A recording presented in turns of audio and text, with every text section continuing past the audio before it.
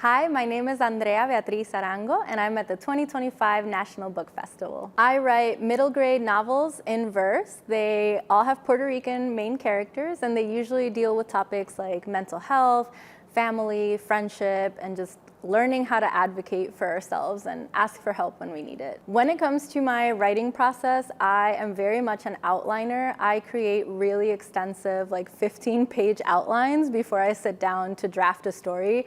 I kind of need that to keep me going when I don't feel like writing or I'm a little lost in the story. So I plan everything out ahead of time. There are still things that come up when I'm drafting, but in general, I have a pretty good idea of where the story is going to go before I even sit down to write it. So one of my biggest challenges in writing It's All or Nothing Vale is that it's my first book that involves a sport. And I had never written action scenes in verse. You know, this book is written in poetry, and so it was really tricky to balance showing the fencing and having it feel like action, but also still poetic. I definitely went and observed a lot of kids fencing at my local fencing gym, and I interviewed people who were fencers to try to get kind of the smell and all of the senses that come into play during fencing, and that helped me bring it more into the poetic sphere. This book deals a lot with chronic pain, but also disability more in general.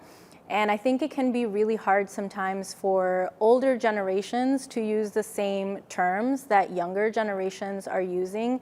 And so a moment that I really love in the book is when Valentina's dad talks to her about how his own father used to have chronic migraines, but they didn't call it that, and they just thought it was him kind of making up headaches to get out of things because they didn't understand that that was an actual thing that affected people.